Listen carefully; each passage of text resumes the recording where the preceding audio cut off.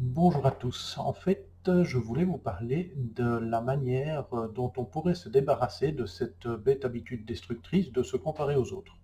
Alors, se comparer aux autres, on peut le faire assez facilement.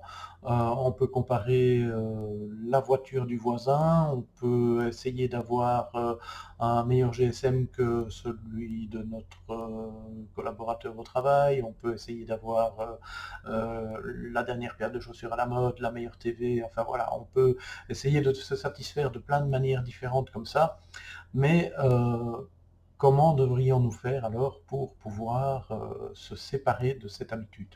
Si vous vous posez la question, je vais vous proposer trois petites solutions qui vont vous permettre assez rapidement de voir comment échapper à ça. Donc, la première, c'est d'arrêter de vous comparer aux autres. Évidemment, ça paraît simple comme ça, mais comment fait-on?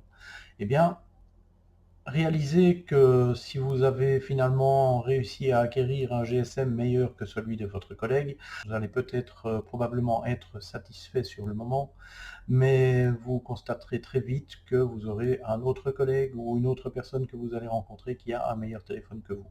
Et de cette manière, on n'est jamais satisfait pleinement. Donc, ça reste assez futile d'être satisfait sur ce point de vue.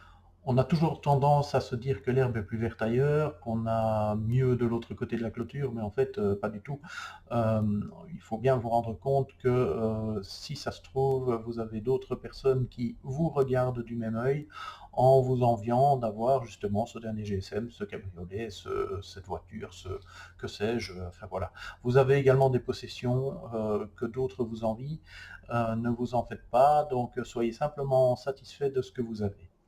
Voilà, donc en seconde partie, vous pourriez vous comparer aussi plutôt à vous-même. C'est-à-dire que vous devriez plutôt réfléchir au progrès que vous avez pu faire, à ce que vous avez atteint comme objectif.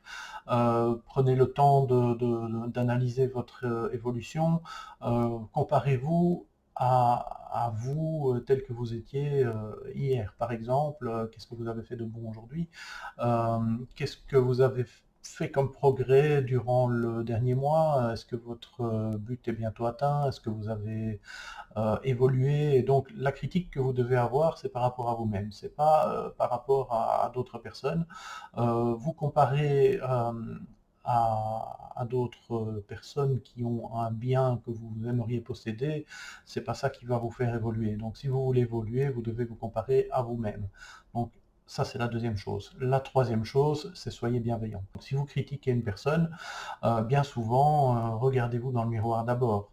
Parce qu'en fait, quand vous critiquez quelqu'un, bien souvent, la critique que vous prononcez, c'est parce que vous ne l'appréciez pas, parce que vous n'appréciez pas la personne, mais plutôt le trait de caractère peut-être de cette personne. Et bien souvent, si vous allez chercher plus loin, c'est que ce trait de caractère, vous ne l'admettez pas chez vous. Donc si vous ne pouvez pas le voir dans le miroir sur vous-même, évidemment, c'est un trait de caractère que vous allez reprocher à une autre personne. Donc retenez ça, soyez bienveillant envers vous-même et vous ne vous emporterez que mieux. Voilà. Donc ça, c'était un petit peu les trois conseils rapidement. Donc évitez de comparer par rapport à des objets, à essayer de vouloir avoir la même chose qu'un autre.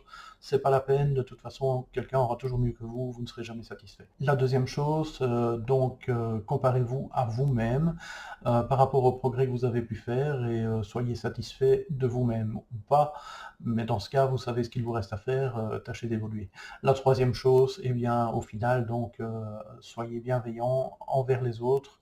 Et en fait, le fait d'être bienveillant envers les autres, c'est de la bienveillance envers vous-même, tout simplement. Voilà. Donc, encore une fois, c'est pas compliqué. Et je vous souhaite une bonne journée et à bientôt.